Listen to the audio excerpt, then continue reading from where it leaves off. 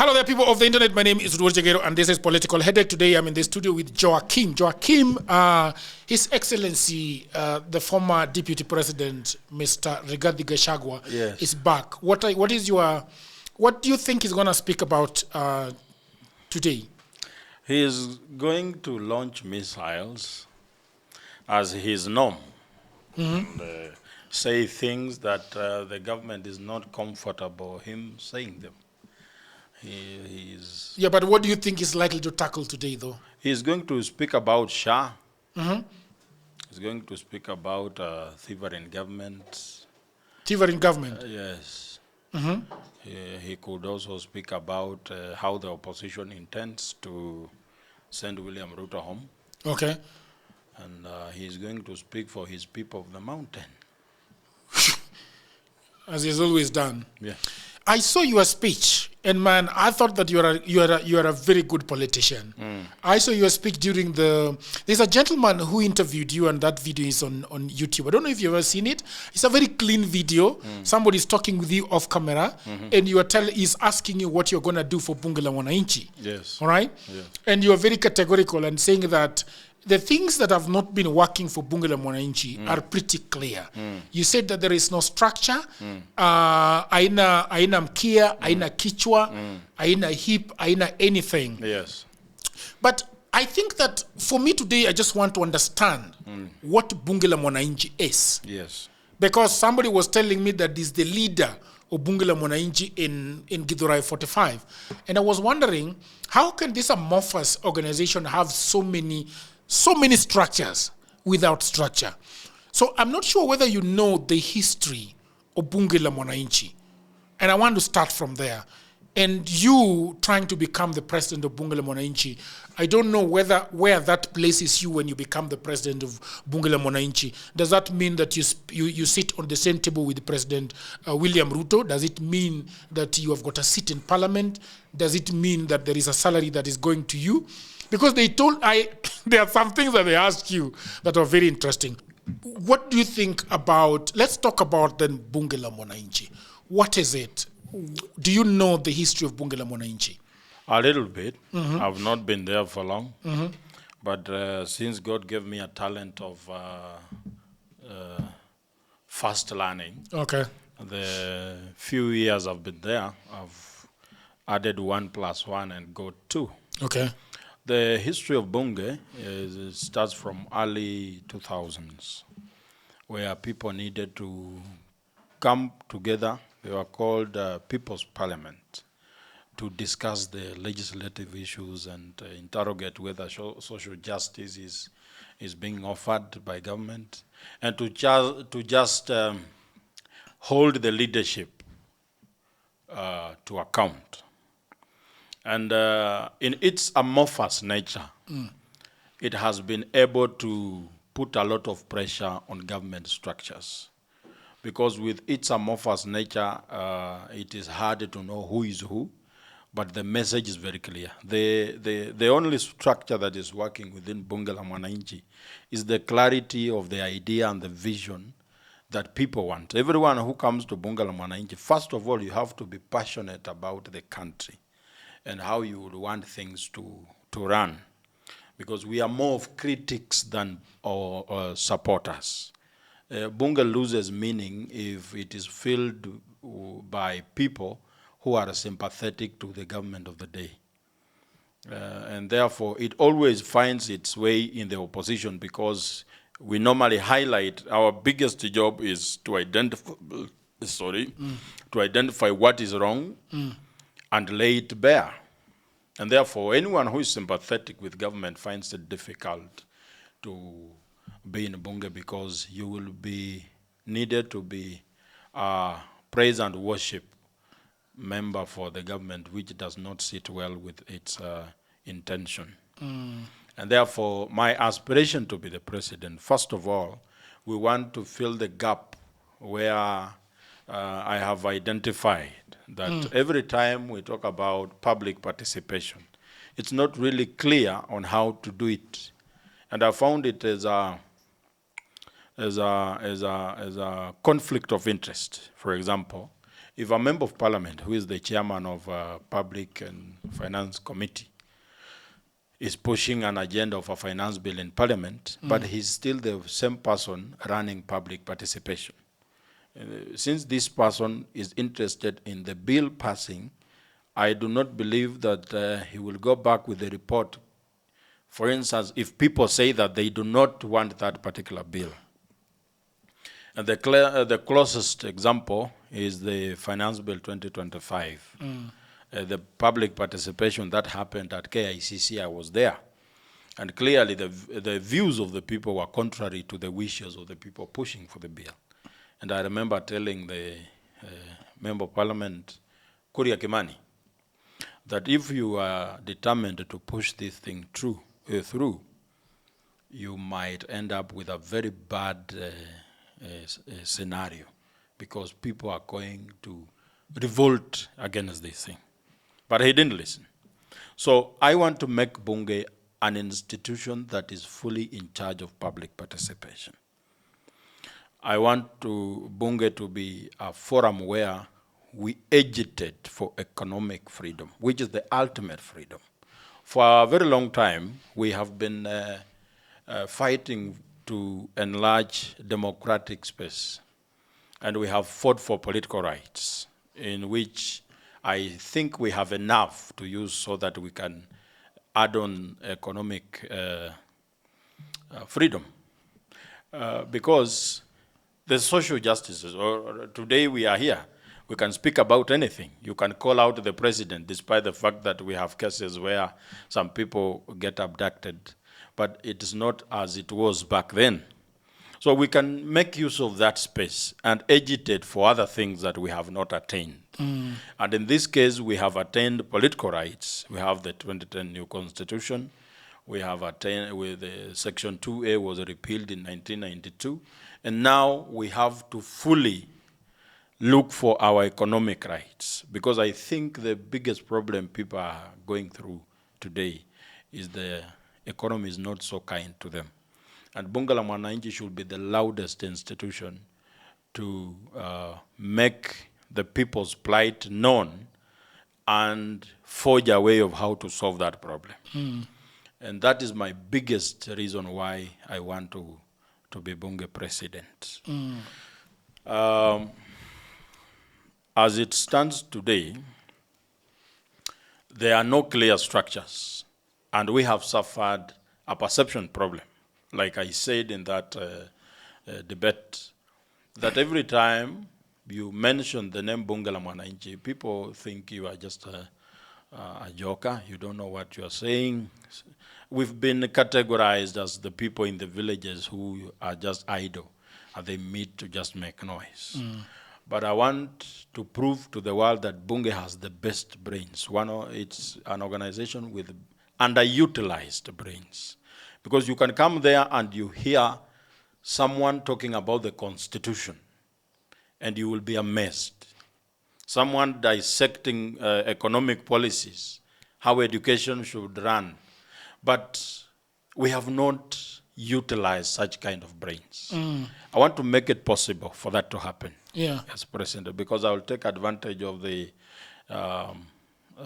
position I have, the platform that we have, to disapprove people, that we can actually be part of the change that we are looking for. Okay. So the question that now I want to ask you is that how does it operate?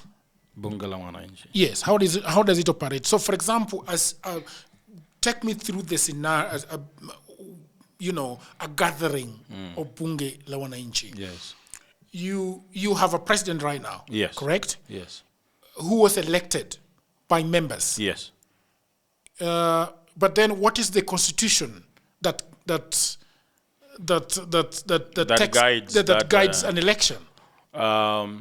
The uniqueness of BUNGE LA WANAINCHI is that it has its traditions that are unwritten. Okay. But they are adhered to the latter.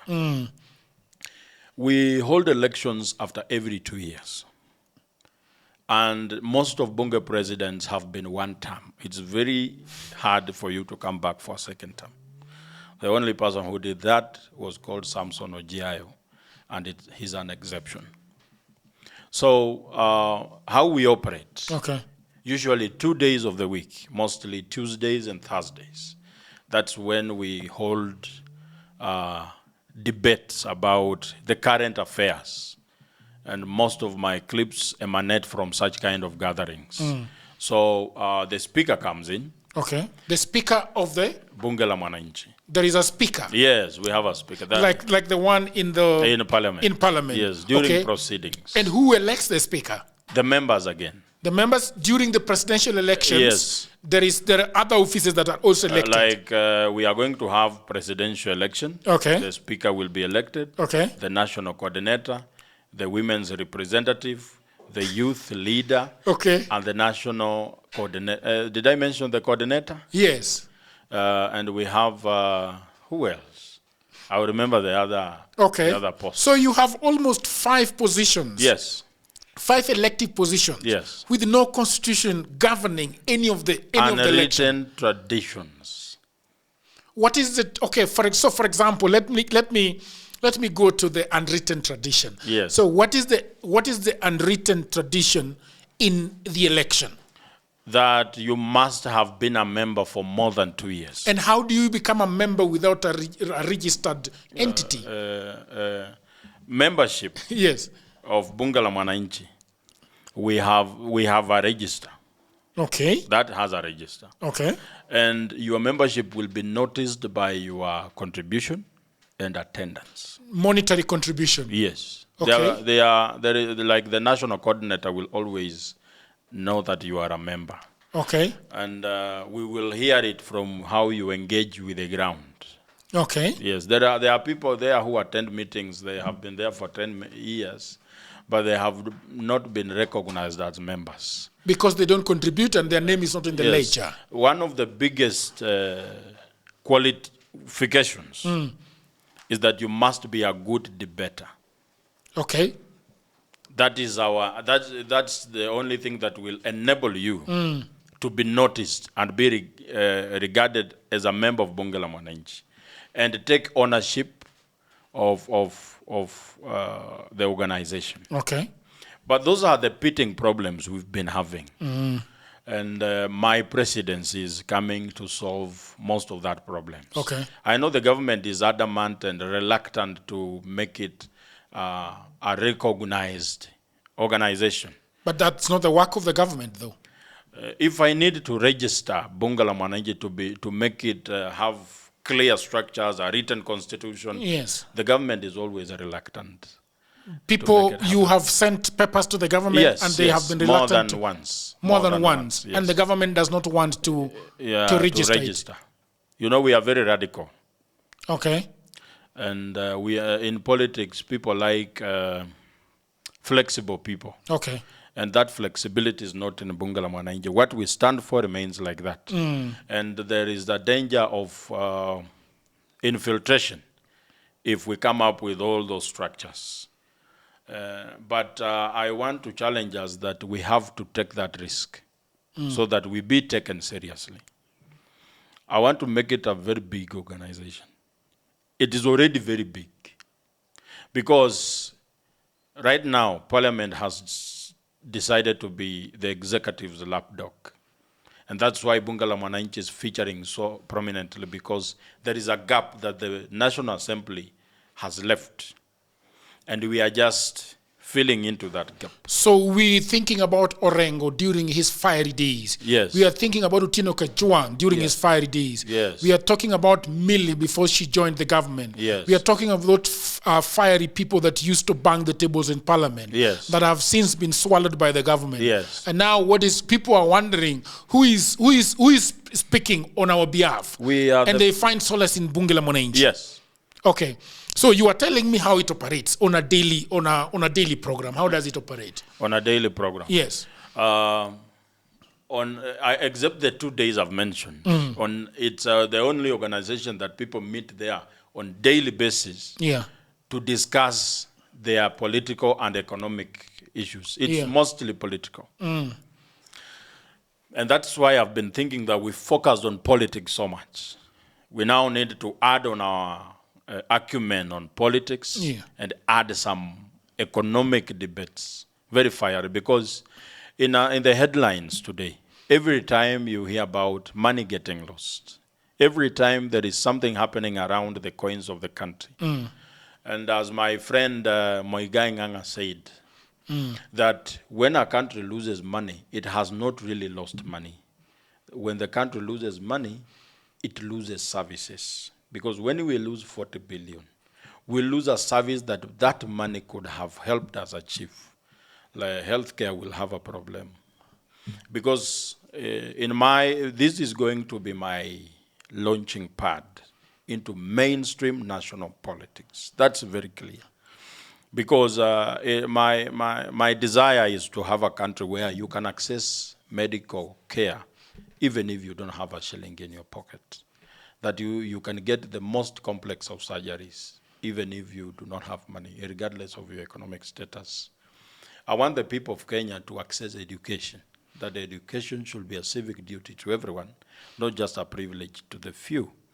I want a country where the debt register of the country is known by everyone, that you know how much money we borrowed from who and which project did we do with the money, because that's the money we are paying with our sweat, blood, and tears. It's our money that we are using to finance that debt.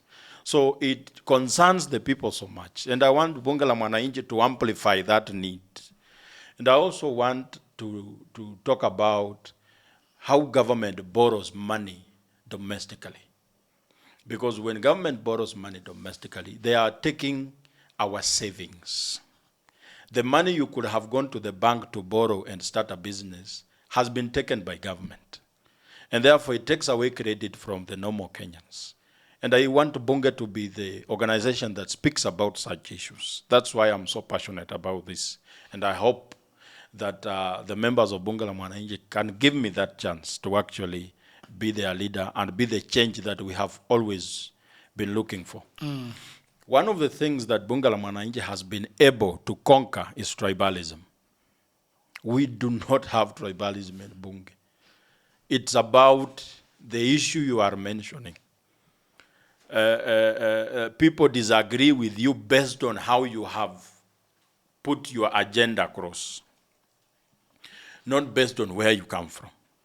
And that's the dream I want us as a country to have. We can be part of the solution to that problem. So on daily basis, people meet at the Jivanji Gardens to talk about issues. Mostly when people leave office, they pass by Jivanji in the evening. Some just come to listen for like an hour from 5 to 6, then they leave. You will see him the following day. The following day. So this is what I wanted you to give me a picture of how it works. So you told me that the speaker announces the debate. Yes. And then how does it work from there till the end? Like we call it the order paper. Okay. Detailing the agenda of the day. Okay. Who comes up with the agenda of the day? It is usually shared in the WhatsApp groups. Okay. So that people can give what is it. Also, the speaker can look at the conversation on the WhatsApp group and decide what will be the agenda tomorrow. Okay. Or what. So it is the prerogative of the speaker to give us the agenda of the day. Yes. And also the speaker can ask members during the forum that what do you want us to discuss? And you will discuss something that is predominant on the political scene at that time. And once the speaker moves the motion, he now starts giving people a chance to contribute. Yeah, it is as simple as that. It's not complex. Okay, so who does he give the chance to? Because I'm seeing, like, we have got 60 people. Yes. So do they raise their hands? Yes. What happens? Yes. And there are people there who are known. They have come to speak. So when you see him, you know he must be given a chance. Does he raise up his hand? Yes. You seek the audience with the speaker and ask for time. But then that doesn't look to me like democracy, though.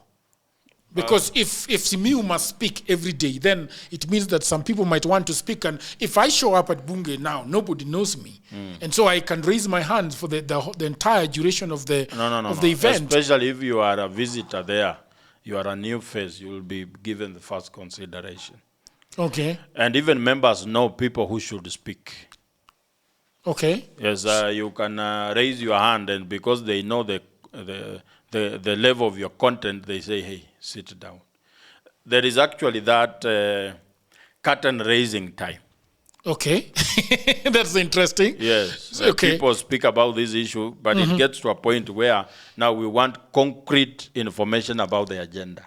So they will pick people with the capacity to actually raise the debate, and that's what goes to the media. Okay. Yes, the curtain raising doesn't go to the media. So every day there is so there is people of the internet, I'm asking this because I know these things, but I'm asking you so that you might tell the entire country and everybody listening about how this thing operates. Because I've heard so much about it, and it looks, because the first time actually I saw Bunge la Wananchi, I don't think you guys were at the Bunge Garden. You were next to City Hall. Yes. And its radical nature is what made it to be sent to City Hall, because they were saying so unfiltered things. Okay. And the leadership became uncomfortable. That's why they ended up at Jivanji Gardens. Yeah, and at Jivanji Garden, that I imagine is public land. Yes. And therefore nobody can. There is something interesting that. So what are some of the things that the members themselves are agitating for? Apart from what you as a presidential candidate, because it is very interesting that when I listened to you speak, there was a very heated conversation that somebody was firing at you about the toilet. And I was wondering, and you kept pushing it. You didn't want to speak about the toilet. I mean, we are here to change the nation. We are not here to talk about how people go to the toilet. Yes, you are visibly very frustrated by that question. Yes. There is a public toilet within the garden that generates some income. Oh, I see. You know, it's a Kanjo toilet given to people of Bunge. Oh, yeah. Who gave it to you? The previous leadership had some arrangement with the governor. Okay. So the governor gave it the toilet that Bunge members should use it, and should it generate some income. And the entire anybody who wants to use it can use it at a fee. Yes. Anybody in town can use it at a fee. At a fee. Okay, which is how much? So there is some money that comes out of it, but members are frustrated because there is a clique of people that benefits from the money. So they wanted to know if I am also going to create my own clique. That's why they kept asking. But because I felt like my agenda is bigger than just the toilet, I kept, I didn't want to talk about it. You see, I think that the people at Bunge la Wananchi, you know what the Bible says, that if you cannot be trusted with small things, how can we trust you with bigger ones? With the bigger ones. And I think in terms of resource management, the only thing that Bunge la Wananchi has is the contribution and the toilet. Yes. So I was not happy with you trying to downplay that question. There is some politics around that toilet. Yeah. Did you think it was a trap? Yes, it was. Actually, it was. That's the reason why I avoided it. Yeah. How so? Because the clique that benefits from the money coming from the toilet are not comfortable with my presidency. Okay. They think because... What is their suspicion about how you are going to radicalize the issue of the toilet? They are going to lose some coins they get on daily basis. Okay. Because I will make it beneficial to everyone. If we have money coming from the toilet, why don't we have an account? You can't have an account, obviously, because you are not legal. You have no legal standing. We can come up with anything that is. We can register something else. If they don't want the name Bunge la Wananchi, why don't you use Jukwaa la Wananchi? Well, but everybody knows that Jukwaa is Bunge la Wananchi, so I don't think that is something. No, but we just the registration has a problem with the word Bunge la Wananchi. Oh, I see.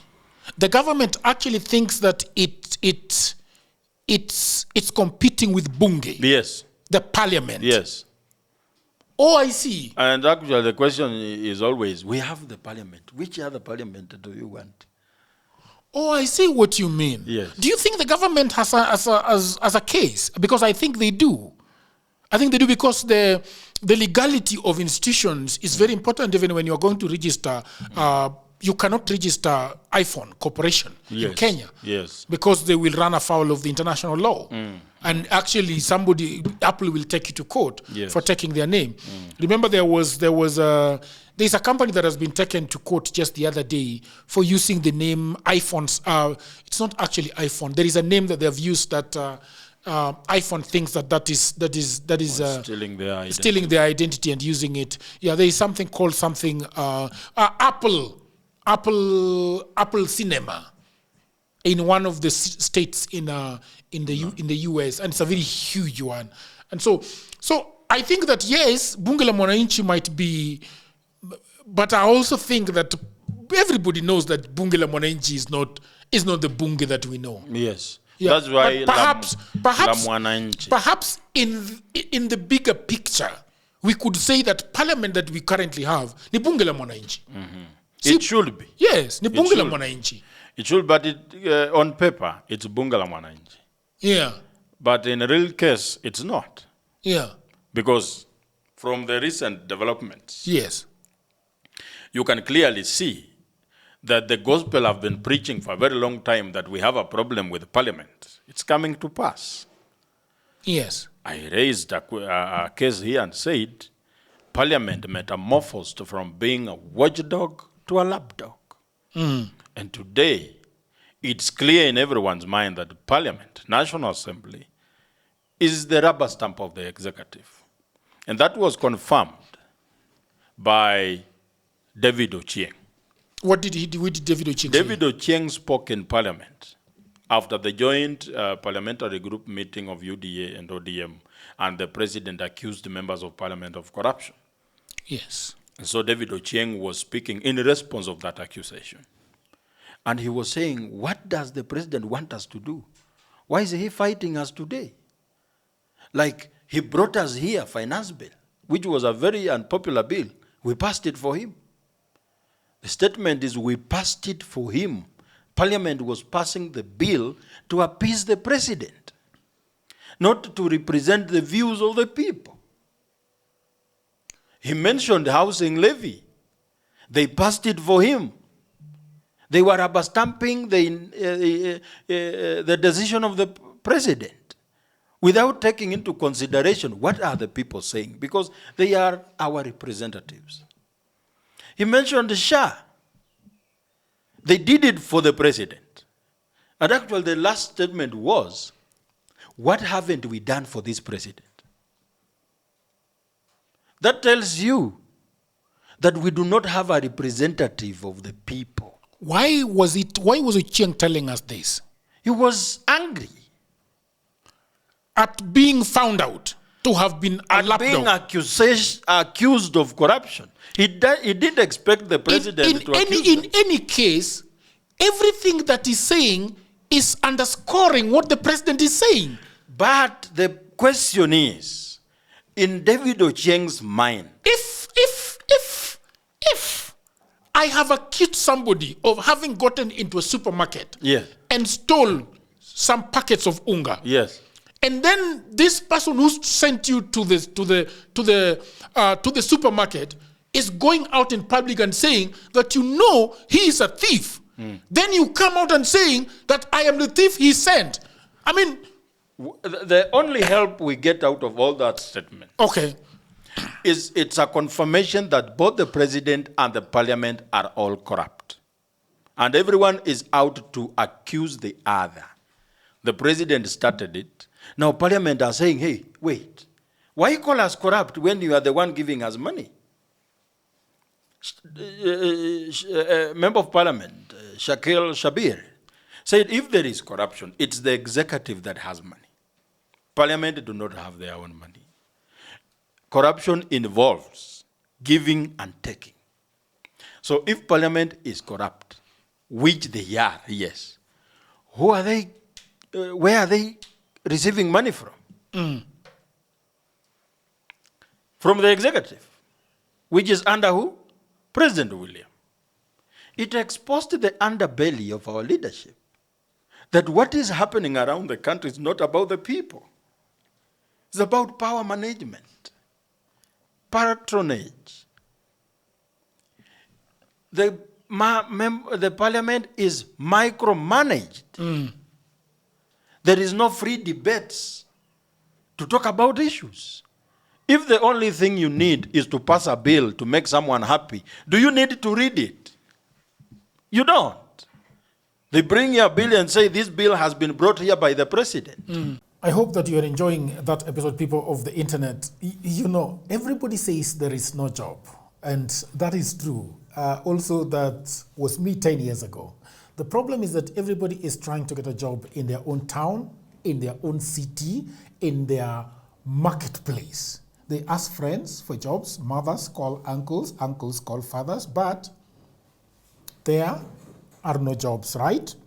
Let me tell you what no one is telling you. Jobs migrated online. What I actually mean is there are many, many jobs around the world and there is no one to do them. I have worked for a long time online, I think more than 10 years. I work for Americans, I work for Europeans, I work for the Chinese, the Australian, Canadians, the Ugandans, name all of them. And last year, I had a eureka moment. I said to myself, you know what? I should compile what I have been doing for the last 15 years. So in 2024, I wrote a book called Gold Mine, 18 Side Hustles for Africans. And it sold a lot of copies. In fact, I was going for, sometimes I was receiving 500 orders in a day.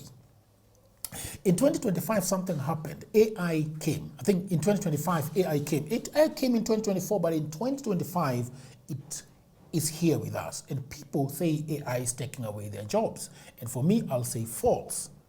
There are actually AI jobs. Na mimi ni nani? I created more jobs. We now have in my book 25 online and offline side hustles that you can do anywhere in the world, whether you are in the village, whether you are in your small town, whether you're in a marketplace, whether you are in your house, you can do them. In this powerful volume 2, I share 25 new actionable online hustles specifically researched and tailored for Africans. My new book provides clear step-by-step guidance, drawing from my extensive experience and research, including the mistakes I have made and lessons I have learned over 15 years in this online job market. You can become an executive assistant to busy folks in Europe, America, and Canada. You can also get paid for tasks like watching videos and taking online surveys. There are many of them and they're in my book. You can also build a business as a virtual assistant, start an e-commerce without a shilling. You can also become an affiliate marketer or an online English tutor. And you can also do tens of AI jobs, and they're all in these books. If you have a job, that is fine, but I know around you there are so many people that are always looking for jobs and at home watching Netflix. Buy this book for your brother, for your sister, for your mother, cousin, husband, who is back at home all day, all night watching Netflix. Okay? Buy it for your friend, that friend who is always asking you for cash, you can buy this book for them. All the information is in the description below. You can also inbox me, you can WhatsApp me, or you can go to my website, which is oduorjagero.co.ke. The book is only 1,000 Kenya shillings. Or if you're anywhere around the world, the book is $10. So thank you very much. Back to programming.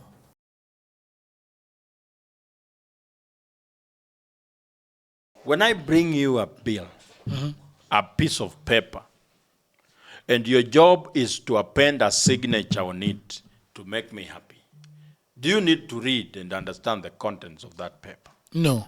You just pass it. Append your signature and make me happy. You do not care about the consequences that paper will bring. That's what has been happening in the parliament. You understand? The president comes up with an idea. That's why we've been saying that even the bills that come to parliament, they are discussed at State House. They send their majority leader or someone who is sympathetic to their regime. Then the parliament ratifies. Is that representative? What is the difference between this parliament, this parliament and the ones we've had before? Can we draw parallels? We used to see very heated debates in parliament. We used to see some level of independence, which is no longer there. So we have a situation whereby at the election, we had majorly UDA swallowing a couple of other small parties. Yes. And forming Kenya Kwanza. Yes. And then we have we had the Raila camp. Azimio la Wananchi. All right. So then what happened was when Raila shook hands with William Ruto, they decided to cruise the house. But weren't they supposed to go back to the people and get another mandate? We have no problem with the unity of Ruto and William. Ruto and Raila. Mm-hmm. We have a problem with what their unity is causing. Because unity is never bad. Even God loves unity.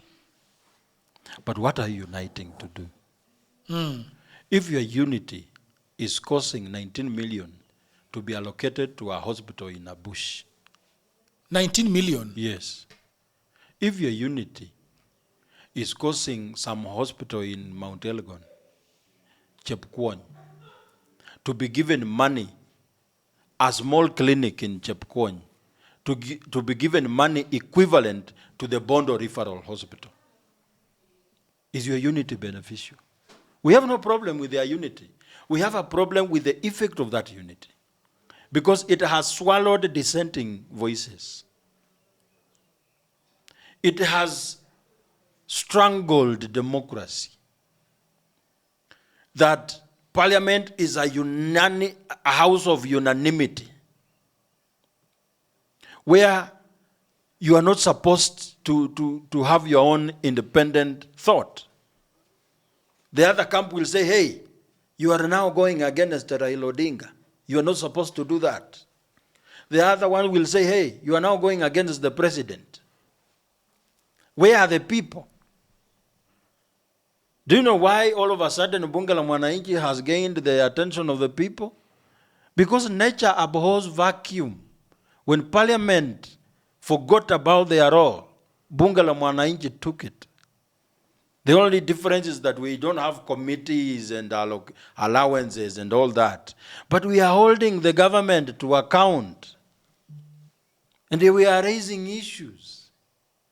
And we are not doing personality politics. We are sticking to the agenda. So this thing is wrong. It doesn't matter who brought it. Sometimes I come here, I attack the president. Sometimes I attack even members of the opposition. Because we have a country to take care of. And anyone who looks like they are going to sabotage the dream of us attaining a good country automatically becomes our enemy. Because we cannot continue like this, ndugu yangu. Right now we have the leadership that loves land so much. Wanapenda shamba. Kiona tu shamba mahali inakaa ni kama mwenyewe hajulikani, wanachukua. Why is the governor of Kericho being impeached? Why is he being impeached? He said it. Go look at why he's being impeached. He said it himself. That some people want to grab land meant for some tea estates there. And they are determined to grab it. And he's been a stumbling block. So you want to get him out of the way. He said it himself. Let me tell you, in this government, if you are going to try fight corruption, just know that you are on your own. Every other person is benefiting from that. Raila was supposed to fight the corruption. Was, yes. Was supposed. Was supposed. You know, there is a pastor who came and told us about, he preached about your area of purpose. You might not like it, but you have to do it. Because it's the purpose why you are alive today. When Jonah was sent to preach in Nineveh He didn't want to do that. He had a deal the other side that could give him some money. It could empower him somehow. But God wanted him to go preach the gospel the other side. And he said, no. I will cross the river and go do my business. What happened? There were storms. He had to be swallowed and brought back to Nineveh. I'm saying this because there are people in this country who are given the role of identifying what is wrong and fighting the wrongs the government is doing. But I think they got tired and say, no, we've done this for so long. Let us also join our brothers who has always been benefiting from what we are fighting. And they are happy today that they are actually part of what they have been fighting for so long. You know, when people went to receive Barbara Odinga from the airport in 2017, they were going to receive a man they believed in so much that he's going to bring change. I saw a man being shot along Lanthis Road in the chest, and the others did not run away.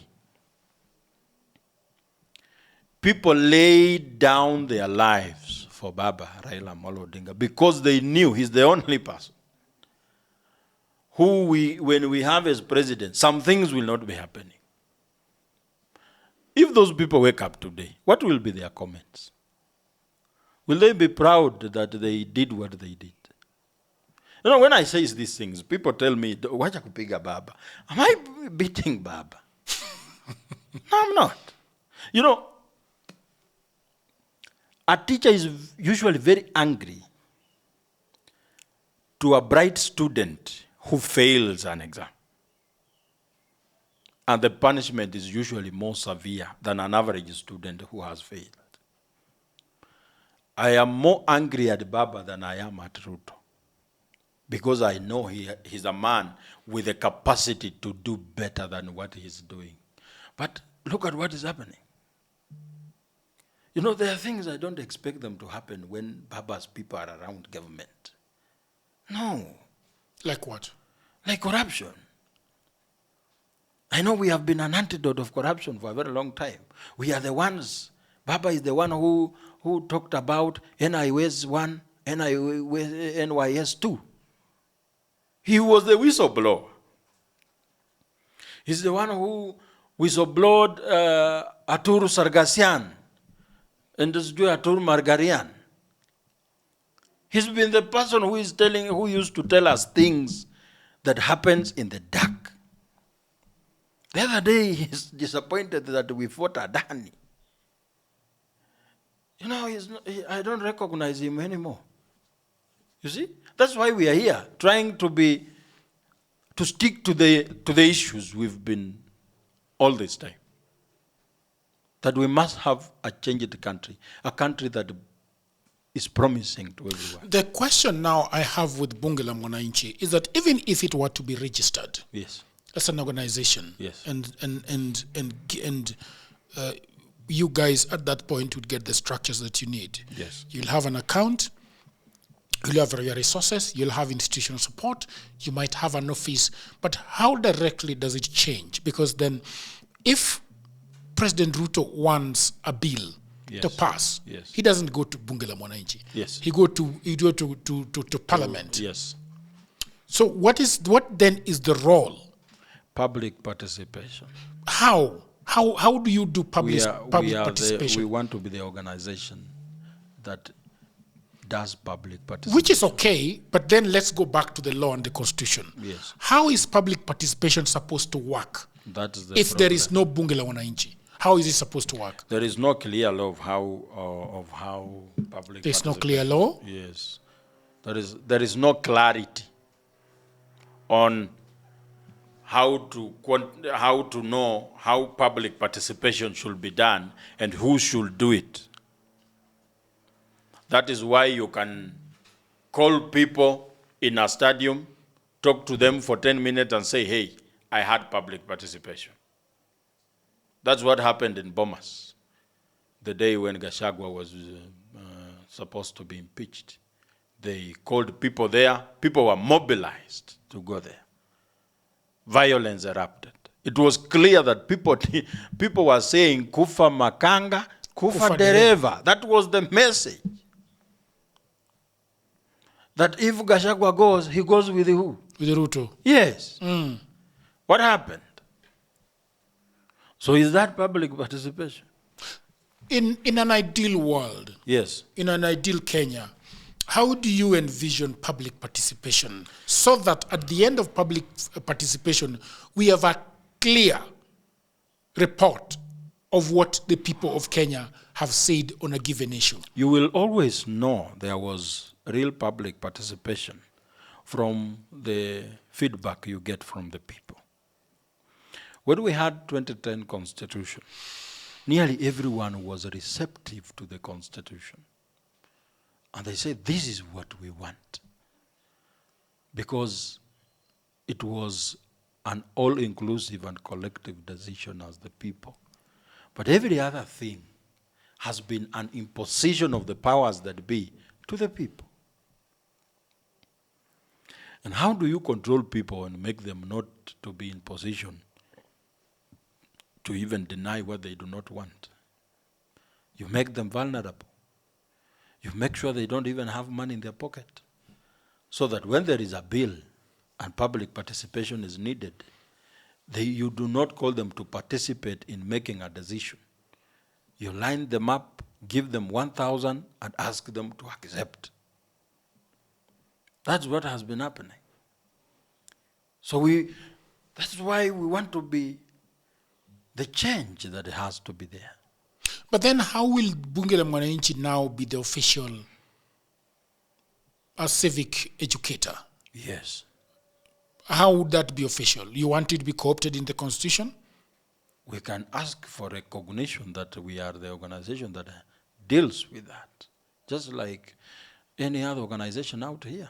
And if you think that the government, what the government has proposed is a good thing, then you'll give it a green light. Yes, if it's a good thing for the people.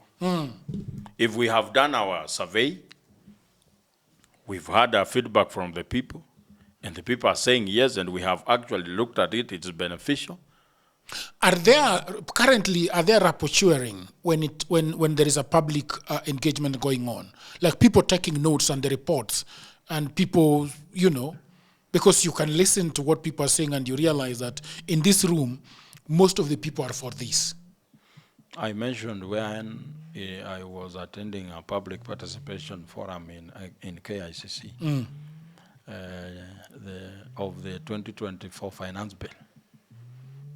I can tell you, you didn't need to be a genius to know that people do not want this bill. People were speaking so heavily against it. They were highlighting in areas where they don't want it. But the pushers of the bill were giving reasons why they should accept it the way it was. So basically the government will always ask the public to accept it. Yes. When we had a problem with housing levy. Do they give a speech and a presentation? Yes, usually like what the PS for Housing, Charles Hinga, attempted to do about housing levy, trying to convince the people that this idea is actually a good idea. And you label people with a different opinion as rebels, as people who do not want a good idea to come and benefit the people. Like you see how the president talked about housing levy when he was in Narok. He said he wants to see that member of parliament who will oppose that bill. Because in his own idea, that bill was coming to bring jobs to the young people. Housing levy is here now. This is it the third or second year? How many jobs has it created? We need to find out. Yes, Mundalo should be able to advise us. Yes, how many? You know Mundalo advice? Yes, I know him. He should be able to advise us on this issue. He should tell us things that we can actually put a finger on. Because we are having, people of the internet, we are having a Face the Nation on Saturday. Yes. And you're one of the speakers there. I will be there. Yes, and Mundalo will be telling us about what the government has done so far. And probably maybe Kasmuel will also try to tell us. Yes, Kasmuel will also be there. Yes. So I don't think, because if young people have actually benefited from these jobs, in terms of actually being given tenders to supply some things, you wouldn't need Mondalo to tell you. You don't need anybody to tell you that this has been given. You don't need it, because we would be feeling it. Yeah. Like the issue of housing. When the president went and gave out 1080 units of houses in Mukuru. 1080? Yes. 1,080? Yes. In Mukuru kwa Jenga? Yes. I know the behavior of Kenyans. We should be seeing TikTok videos of people posting themselves in an affordable housing. Say, hey, you thought this is not real? I am here in my house. Have you seen that? Maybe they were told that why should you be told not to post in your own house? Eh? So you think there were no houses given? They were young. If they were given, to who? But there were people lining up to be given. Go there today. Siko tu pale. Kutoka hapa it's a 1 hour drive. Enda kwa hizo manyumba. Ukipata watu wa Mukuru hapo, uniambie. I went there the following day, the president launched. What I saw. Why should you stop someone from coming to a home of people? Mbona nikienda Kayole hakuna watu wananizuia? Ulizuiliwa kuingia? Hata wenye wanakuwa allowed kuingia ni mafundi peke yao. Hizi nyumba zimepeanwa jana, mafundi wanafanya nini?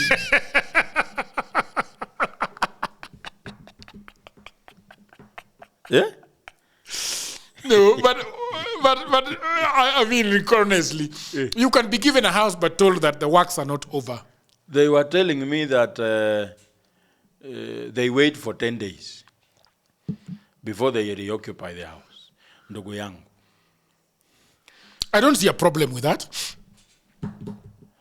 Because it doesn't look like a problem, but it is. Mimi umejenga nyumba, umeniita umeniambia Joakim, nyumba nilikuwa najenga imeisha.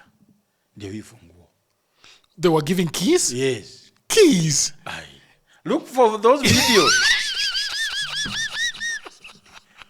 Alafu kuna nyumba yenye rais aliingia. Ilikuwa na curtain, ilikuwa na viti, ilikuwa na vyombo mpya zote. Walikuwa wanapeana mpaka na vyombo. Sasa ndio nilikuwa nashangaa. Nyumba ambayo ndio umefungua leo. Kweli? Hadi iko na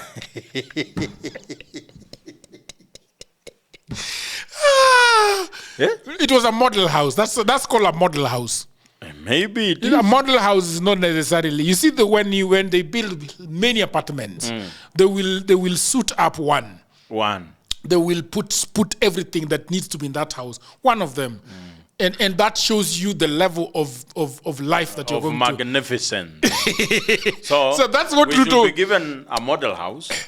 Yes. And then we are shown an empty room. And this is how it looks before it is occupied. And this is how it looks after it's occupied. Not necessarily. They are just showing you but now, a finished product. Next time I come on this podcast, okay, I will have gone to Muguru again. Yes. I think that would be fair. Because, sometimes I feel like people do not, I don't know, man. Even the issue of State House and the pikipikis. Have people come out and said that they were given pikipikis? Some were given in one family 6 motorbikes. Some were given, ni Masangwenya walipewa. Sangwenya ni nani? Masangwenya. Some of this language. I hear Odhiambo a lot with this Masangwenya word. What does it mean? Masangwenya ni political brokers. Political brokers. Yes. People don't deserve it. Yes, like an MCA will decide that this group doesn't have to, we have politicized everything. that the MC is the person to advise who gets it and who doesn't. Oh, so he can bring then his entire family. Yes. And we have those instances. When in our family, everyone has a car wash machine. Oh, is that so? Yes. They're all going to open car washes? That's the question. Let me ask you a question. Yeah. Now, we want to empower young people. Let's assume that's our main agenda. Okay. Now, tunapeana mikokoteni. Tunaenda Gikomba. Let's say Gikomba sai before empowerment iko na mikokoteni 800. Let's assume that. Okay. Na mkokoteni moja kukomboa for a whole day ni 100 shillings. Then we go to Gikomba because we want to empower watu wa mikokoteni. We add them another 200. So that there are 1,000. So that they are 1,000. What will be the effect? I am not immediately clear about the effect.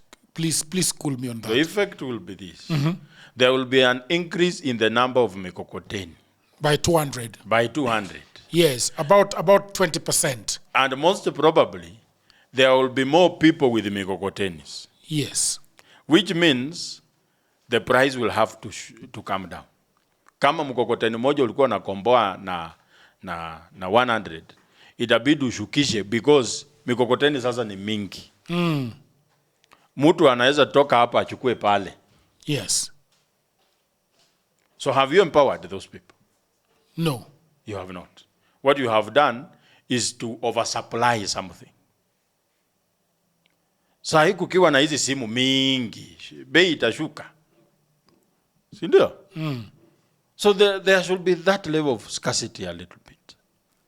The issue about empowerment should be about employment and income. Steady income. So that when people have income, they will be the ones to force the owner of mikokotenis to get more because there will be more demand. There is money. So you are saying that the government is always on assuming that we need more mkokotenis. Yes. But in reality, we don't actually need more mkokotenis. No, we want money so that people can actually come and take those mikokotenis and use them. Mimi nilikuanga na bebea watu mizigo Mudhurwa. Wewe? Yes. Unakuja. Ulikuwa unafanya mkokoteni? Yes. You are really? I was a trolley operator. A TO. It's called a TO? Yes. Mimi nilikuwa TO. What is a TO? Trolley operator. Trolley or mkokoteni operator? Trolley. Mimi nilikuwa nasukuma trolley. Oh, hii ndogo hii? Yes. It's more paying than this big one. Why? Wewe before we afike Kayole na nyanya kreti 3 kwa mkokoteni kubwa. Okay. Yenye kreti moja analipwa 300. So akifika Kayole ako na 900. Okay. Mimi niko tu hapo kwa soko na beba 20, 50, 20, 50, 20. Before afike Kayole arudi niko na 1700. Na yeye atakuwa amechoka vibaya sana. So, this is the instance from that experience. Okay.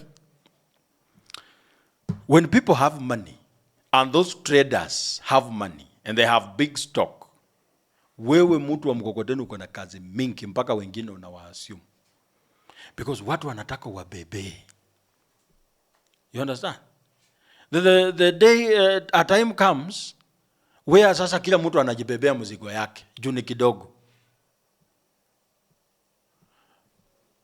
How do you empower such a person? Sasa mimi niko na trolley moja. Si ndio? Na ninakwambia kazi iko chini. Then unaniambia kazi iko chini na maanisha watu hawana mizigo ya kubeba. That's why kazi iko chini. Niko na hii trolley moja but I am not able to pay my bills. Because watu hawana nini? Mizigo ya kubeba. Wale nilikuwa na bebea saa hii wamesota. Alikuwa na mzigo hawezi beba. Saa hii anaweza weka kwa mgongo apeleke kwa store. Si ndio? Niko na trolley yangu hapo nje. Wale wenye hawajasota sana ndo nani wakati mwingine ni kama anakuhurumia. Hataki akule ile 100 peke yake. Nono umeshinda hapa kwa hiyo soko the whole day. Mwambie nipeleke hii. Lakini hii leo sio 50, leo nakupatia 30 bob. Juni kidogo. How do you empower such a trolley operator? Do you add him another trolley? Umwambie sasa kuwa na 3. That's what the government is doing. The thing is to come up with a way of making this trader, the one who gives me a job of carrying mizigo, kukuwa na mzigo ya kubebewa. And make sure that people are coming to buy from this trader so that in the evening anaweza niita nije nibebe huo mzigo. Nifike kwanyu, hakuna mtu ataniambia wacha hiyo kazi ya kubeba. I will make enough money na niwachane na hiyo kazi, niweke sasa duka yangu. That is empowerment. Lakini unapata mtu wa mkokoteni anakuambia hakuna kazi na unamuongeza mikokoteni 3. Are you thinking? Sasa sisi tukisema hii empowerment ni upuzi. Kweli? Well, let's say vijana pale umoja, 100 vijanas wako kila mtu na mashini ya car wash. Already kulikuwa na other existing car wash centers. Si ndio? Now you have added another 100. Have you empowered them? Have you thought about their market? Where are they going to wash these vehicles? That's why tunasema hii empowerment. Hii ni tokenism hii. Ni tokenism. Niliona jana baada akisema uchumi iko sawa. Eti sasa hatubebi sufuria. Hatubebi sufuria juu hata ile nguvu tulikuwa nayo ya kubeba sufuria hiyo time hatuna. But there was also somebody telling us kubeba sufuria. Si hatukutoa sufuria kwetu. Na by that time tulikuwa tunasikiza mtu anatuambia cha kusema. Anasema sasa leo mtoke na sufuria, tunatoka nayo. How do you empower people? That should be the conversation. That's why I don't even like that word empowerment. You know, it means you have surrendered your success into someone's hands. The jagero kama hujani empower, kuna kitu naweza fanya. Na huo nasema, I can only empower Joakim by giving him a camera. So lazima ningoje wewe in your own thinking ufikirie kile utanipea. I think the word is self-reliance. Make this person not to depend on you. You don't have to wake up in the morning and go line up in State House to afford a motorbike. Eti lazima ukutane na president musalimiane hivi ndio uafford suit ya 10,000. And you come to tell us that you are now empowering people. When the economy is working, you will afford the motorbike huko kwa barabara. Someone who doesn't even know who the MCA is, akotuna pikipiki zake 2 because the economy is actually rewarding. But look at what we have. You have to go big. Thank you very much. So, I wish you well with your... I hope that by Saturday when you're coming here, we know the person that has been elected. How is the election gonna run? It will run from morning 8 to 5. That's a lot of time. Yes. Why? To give people time to... Unajua watu wa bunge ni watu wa biashara nini. So who is the IEBC of Bunge la Wananchi? We elect the election board ourselves. We choose among ourselves. The election board? Yes. We have a chairman, the treasurer, the secretary, and other members. And how does the election go? I mean, it's secret balloting. Yes. You show up, you're given a ballot paper, you go in a booth, you vote from there, you drop it in the box. How do you make sure that your kura zako ziko timamu? You have agents. You have agents? Yes. So how do we know about this? How do we know that kura yako haijapotea? Your agent will be very keen. But he's going into a booth and marking. Yes, but you know your people. It's lobbying, actually. See, we have a total registered voter. But it's a secret thing. Yes. Somebody can tell you that I'm going to vote for you, and then you may attend. You already gotten money. That is where voting. That is why it's called voting, where you don't really have control on the outcome. But you see, that's problematic because if I say that McLean nimeongea na yeye amekubali ya kwamba atanipigia kura na aseme atakupigia kura na asikupigie kura, that means that you think you have got one vote from McLean. You don't. That's why you are not really sure you are going to win. That's why you have to talk to people nicely. That is why I'm saying that, and that's the question I'm asking you. How do we make sure that we know who McLean has actually voted for? No, you don't know. If you know, then how is that even a secret ballot? Anyway, but what I am asking is that when we are counting, Yes. we are saying, okay, this is probably McLean is voter number 82. Yes. Okay? Yes. If McLean is voter number 82, how do we count her vote? No, once you vote, you don't indicate your name on the ballot okay. paper. Do we know how many ballot papers are available? Yes. We know. We know. We know there are 300. Yes. And so so once McLean comes, she votes. She votes. She's given a ballot paper, goes to a booth, and ticks where on the candidate she wants. Okay. Then drops. And then you drops. Can't really know who McLean voted for. And we cannot stuff this box. You cannot. It is clear. It's a clear, transparent box. And who mans the box? A combination of all the agents of all the candidates. They are all seeing. Yes. So when McLean comes, we must see that McLean has only one paper. Yes. That she drops there. Yes. It cannot be two. No. And she ticks Joakim and somebody else, is a spoiled vote. Yeah. Okay. And when it comes to counting? Very transparent. The candidates are seated here. Okay. The box is emptied on a table. Okay. Then Joakim, Oyugi, and everybody sees what has been ticked. Yes. So that you put it in the correct box. Yes, Joakim, Joakim, hata hii pia ni Joakim. Amazing. Yes. It works better than the presidential election. So hawezi chukua tu na unasoma ati Joakim, onyesha watu. So that ukimaliza sasa unahesabu hizi ni ngapi? 1 2 3 250. Okay. 1 2 3 400. 1 2 3 this is the winner. How does somebody steal that election? By making sure that the counting is not clear. That chaos erupt around counting time. Oh, I see. Wanaanza kukanyagana. Yes, hiyo box inapigwa. Inakuwa sasa hata hakuna kuhesabu. Then the strong person takes charge. What do you mean? If you can run with Why don't you ask the government to give you some GSU to Linda that There place? will be a GSU people. There will be 2 lorries of GSU. Let me tell you.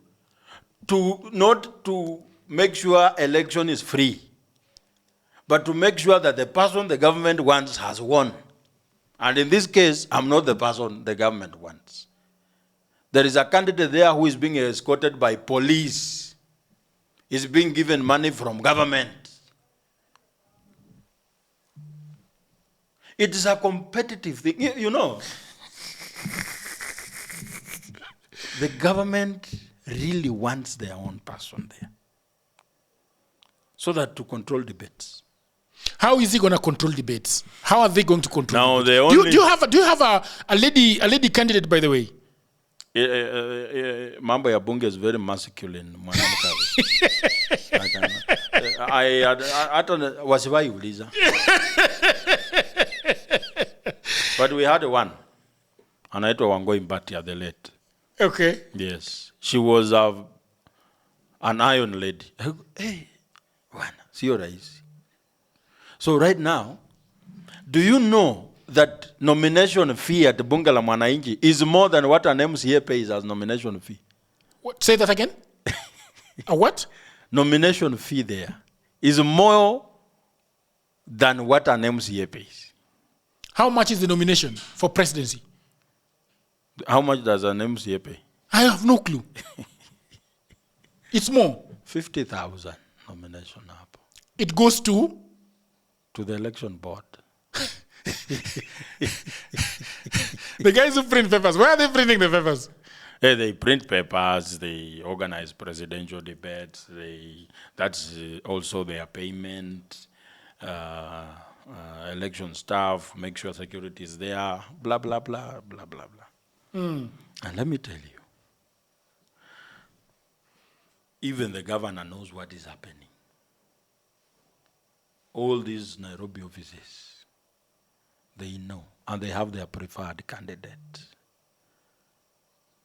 And the person they want to make sure he's not president is Joakim Simiyu. Because if I can pin them to the wall without being anybody, what if I am president? All right, people of the internet, thank you very much for always coming to dial Political Headache. You know, it's also a dialogue. Yes. Please consider subscribing. You know, on by Saturday, we are having a huge event here next to the Political Headache offices studio. It is called Face the People. Face the People. Yeah, we are going to have Joakim Simiyu. We are going to have Kasmul Makure. We are going to have Mundalo Advice. We are going to have Owidi Odoyo in the house. We are going to have Bright Chitemi in the house. We are going to have Winnie Ugweno in the house. The African patriot is going to be there in the house.